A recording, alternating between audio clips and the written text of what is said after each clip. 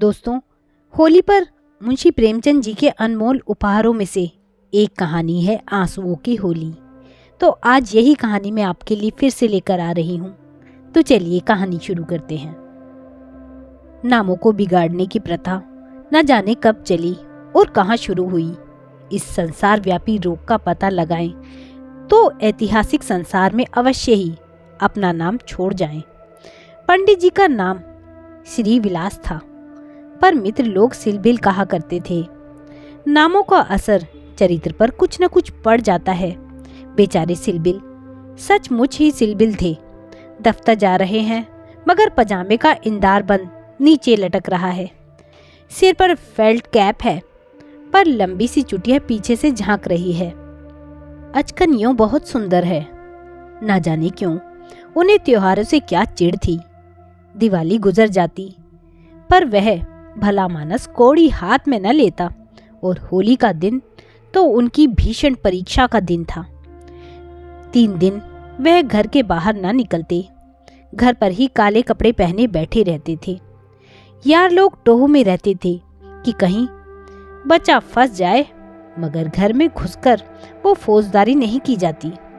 एक आधा बार फंसे भी, मगर घिघिया पुदिया कर बेदाग निकल गई। लेकिन अब की समस्या बहुत कठिन हो गई।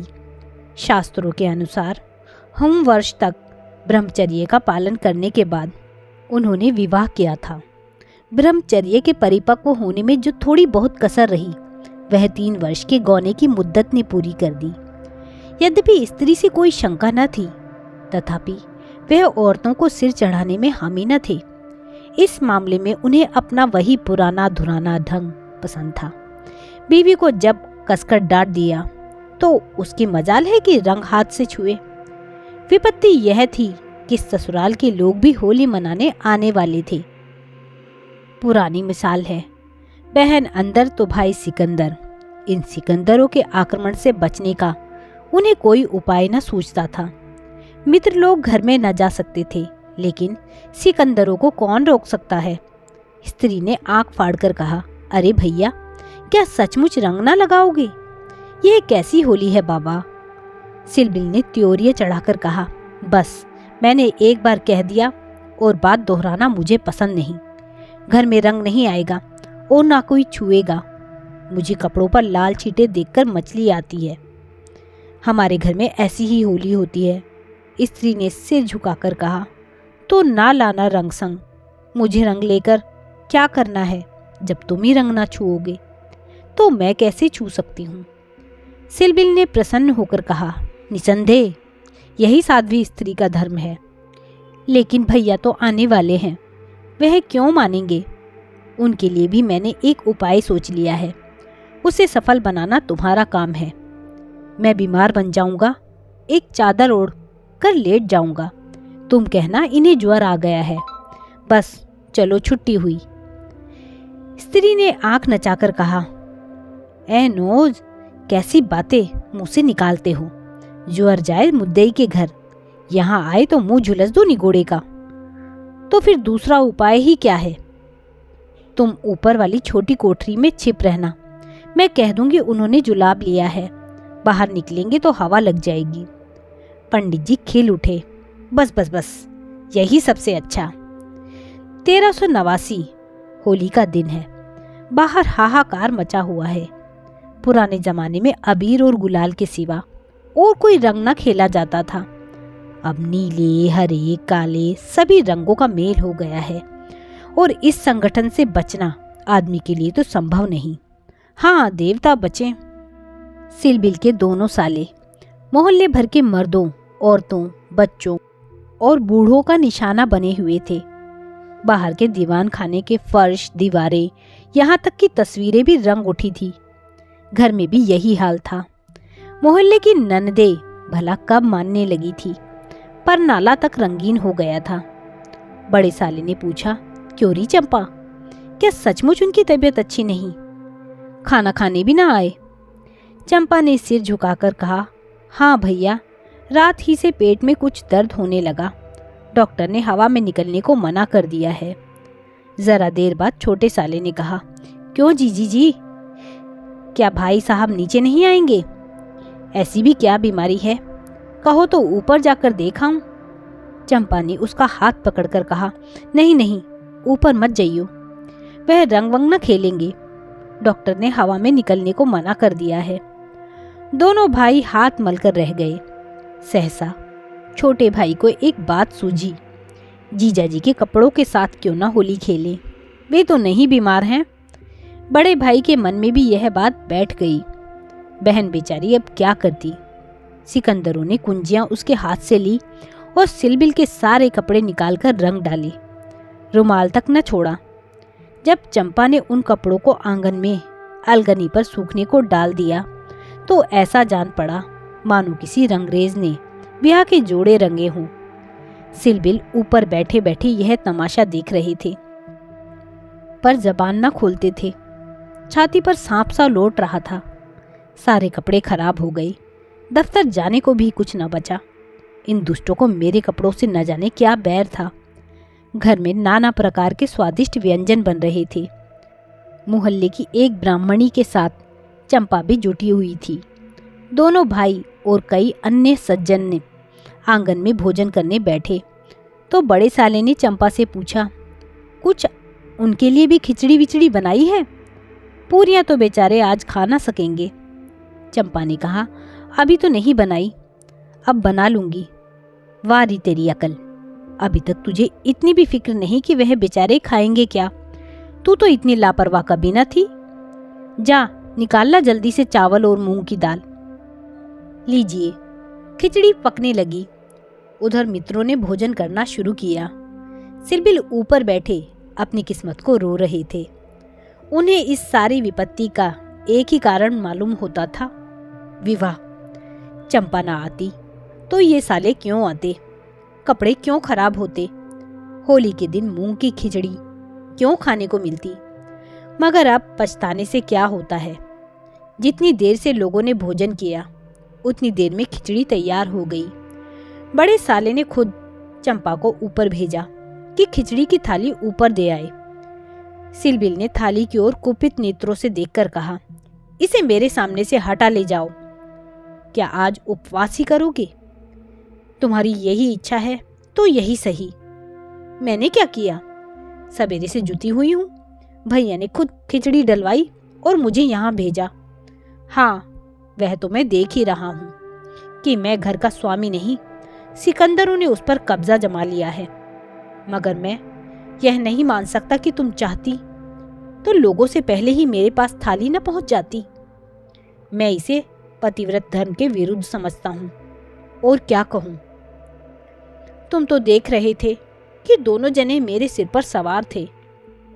अच्छी दिल लगी है कि और लोग तो समोसे और खस्ते उड़ाएं और मुझे मूंग की खिचड़ी दी जाए। वाह रे नसीब, तुम इसे 2-4 कौर खा लो, मुझे जो ही अवसर मिलेगा दूसरी थाली ले आऊंगी। सारे कपड़े रंगवा डाले, दफ्तर कैसे जाऊंगा? यह दिल लगी मुझे जरा भी नहीं भाती। मैं इसे बदमाशी कहता हूं। तुमने संदूक की कुंजी क्यों दे दी?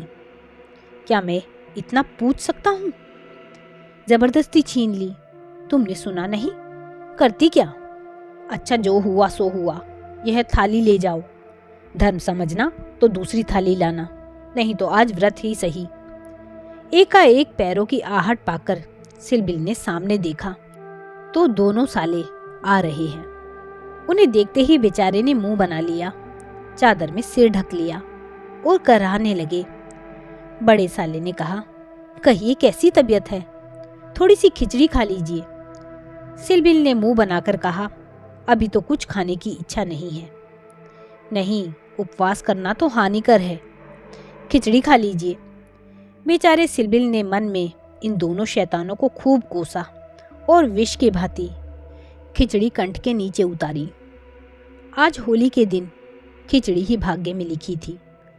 जब तक सारी खिचड़ी समाप्त न हो गई दोनों वहां डटे रहे, मानो जेल के अधिकारी किसी अनशन व्रतधारी कैदी को भोजन करा रहे हों। बेचारे को ठूस ठूस कर खिचड़ी खानी पड़ी। पकवानों के लिए गुंजाइश ही ना रही। 10 बजे रात को चंपा उत्तम पदार्थों की थाली लिए पतिदेव के पास पहुंची। महाशय मन ही मन झुंझला रहे थे। भाइयों के सामने मेरी परवाह कौन करता है।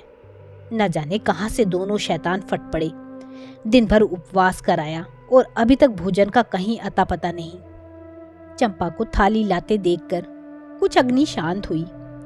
बोले, अब तो बहुत सवेरा है, 1-2 घंटे बाद क्यों ना आई। चंपा ने सामने थाली रखकर कहा, तुम तो ना हारी ही मानते हो ना जीती। अब आखिर 2 मेहमान आए हुए हैं, इनकी सेवा सत्कार ना करूं तो भी तो काम नहीं चलता। तुम्ही को बुरा लगेगा। कौन रोज आएंगे? ईश्वर ना करे कि रोज आएं। यहाँ तो एक ही दिन में बधिया बैठ गई। थाल की सुगंध में तरबतर चीजें देखकर सहसा पंडित जी के मुखारविंद पर मुस्कान की लाली दौड़ गई। एक एक चीज खाते थे और चंपा को सराहते थे। सच कहता हूँ चंपा, मैंने ऐसी चीजें कभी नहीं खाई थी। हलवाई साला क्या बनाएगा, जी चाहता है कुछ इनाम दूं।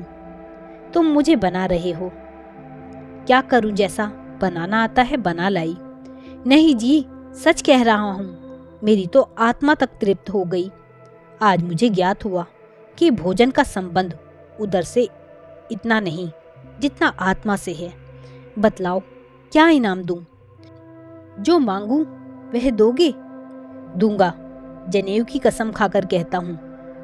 ना दो तो मेरी बात जाए। कहता हूं भाई, अब कैसे कहूं?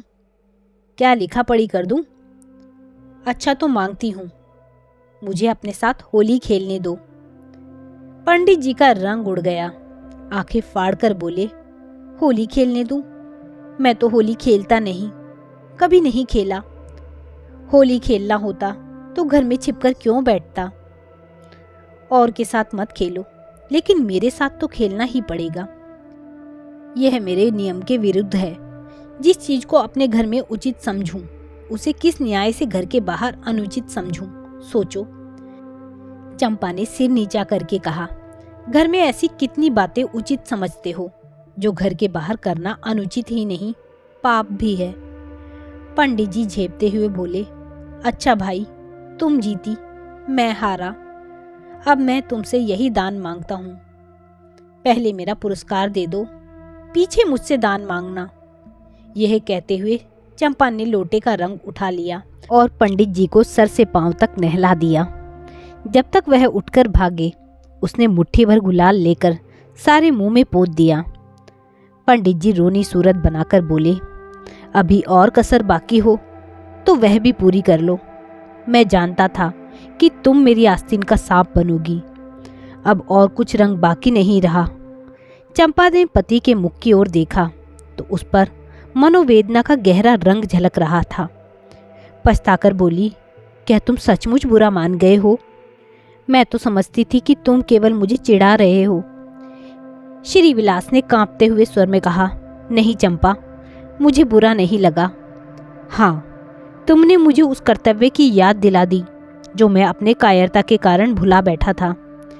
वह सामने जो चित्र देख रही हो, मेरे परम मित्र मनहर नाथ का है, जो अब संसार में नहीं है। तुमसे क्या कहूं, कितना सरस, कितना भावुक, कितना साहसी आदमी था। देश की दशा देख देखकर उसका खून जलता रहता था। हम में भी कोई उम्र होती है, पर वह उसी उम्र में अपने जीवन का मार्ग निश्चित कर चुका था। सेवा करने का अवसर पाकर वह इस तरह उसे पकड़ता था मानो संपत्ति हो। जन्म का वैरागी था, वासना तो उसे छू भी नहीं गई थी। हमारे और साथी सैर सपाटे करते थे, पर उसका मार्ग सबसे अलग था। सत्य के लिए प्राण देने को तैयार। कहीं अन्याय देखा और भवें तन गई, कहीं पत्रों में अत्याचार की खबरें देखी और चेहरा तमतमा उठा। ऐसा तो मैंने आदमी ही नहीं देखा। ईश्वर ने अकाल ही बुला लिया, नहीं तो वह मनुष्य में रत्न होता। किसी मुसीबत के मारे का उद्धार करने को अपने प्राण हथेली पर लिए फिरता था। स्त्री जाति का इतना आदर और सम्मान कोई क्या करेगा? स्त्री उसके लिए पूजा और भक्ति की वस्तु थी। 5 वर्ष हुए, यही होली का दिन था। मैं भंग के नशे में चूर, रंग में सिर से पांव तक नहाया हुआ उसे गाना सुनने के लिए बुलाने गया तो मैंने देखा वह कपड़े पहने कहीं जाने को तैयार है।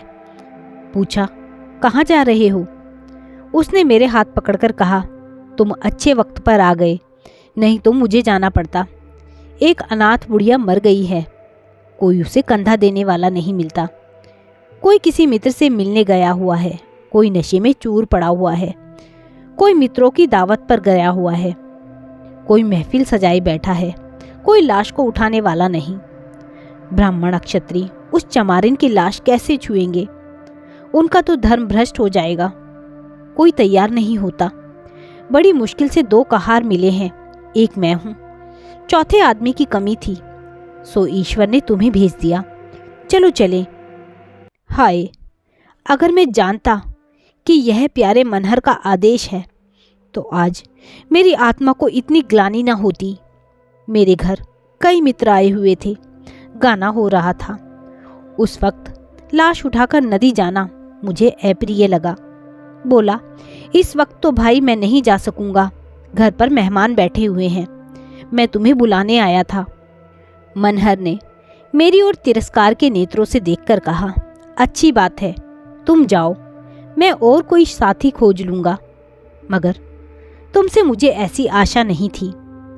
तुमने भी वही कहा जो तुमसे पहले औरों ने कहा था। कोई नई बात नहीं थी। अगर हम लोग अपने कर्तव्यों को भूल न गए होते तो आज यह दशा ही क्यों होती। ऐसी होली को धिक्कार है। त्योहार तमाशा देखने, अच्छी अच्छी चीजें खाने और अच्छे अच्छे कपड़े पहनने का नाम नहीं है। यह व्रत है, तप है। अपने भाइयों से प्रेम और सहानुभूति करना ही त्योहार का खास मतलब है। और कपड़े लाल करने से पहले खून को लाल कर लो। सफेद खून पर यह लाली शोभा नहीं देती। यह कहकर वह चला गया। मुझे उस वक्त यह फटकारे बहुत बुरी मालूम हुई। अगर मुझ में वह सेवा भाव न था तो उसे मुझे यूं धिक्कारने का कोई अधिकार न था।